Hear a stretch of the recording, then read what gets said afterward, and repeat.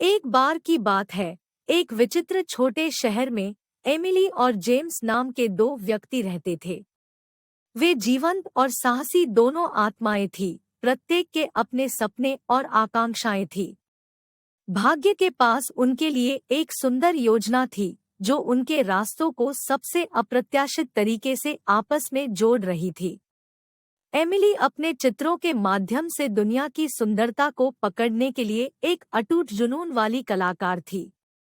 उनकी रचनाएं भावनाओं को जगाने और उन कहानियों को बताने के लिए जानी जाती थी जो उन्हें देखने वालों के साथ गहराई से प्रतिध्वनित होती थी। उसके पास एक मोहक मुस्कान थी जो सबसे अंधेरे कमरे को भी रोशन कर सकती थी और एक दिल जो प्यार और संबंध के लिए तरस रहा था। दूसरी ओर जेम्स एक महत्वाकांक्षी युवा वास्तुकार था, जो अपने अभिनव डिजाइनों के साथ दुनिया पर छाप छोड़ने के लिए दृढ़ संकल्पित था। उनके पास एक कोमल आत्मा थी, जो हमेशा प्रकृति के चमत्कारों और मानव निर्माण के चमत्कारों से प्रेरणा लेती थी। अपने गर्म करिश्मे और सच्चे प्यार में अटूट विश्वास के साथ वह एक ऐसे साथी को खोजने के लिए तरस गए, जो जीवन के माध्यम से उनकी यात्रा में उनका साथ दे।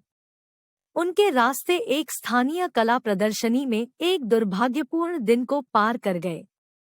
एमिली ने अपने चित्रों का एक उत्कृष्ट संग्रह तैयार किया था और जेम्स चुंबक की तरह उनकी कृतियों के प्रति आकर्षित थे। वह उसके ब्रश के प्रत्येक स्ट्रोक से निकलने वाले जटिल विवरण और भावनाओं की गहराई से मोहित हो गया था। उसे नहीं पता था कि वह खुद कलाकार से मिलने वाला था। रंगों और कल्पना की अपनी दुनिया में डूबी एमिली, जब जेम्स को अपनी पसंदीदा पेंटिंग के सामने खड़ा देखा तो अवाक रह गई। उनकी आंखें मिली और उनके बीच एक अनोखा संबंध चमक उठा, मानो ब्रह्मांड ने इस क्षण को सिर्फ उनके लिए ही रचा हो।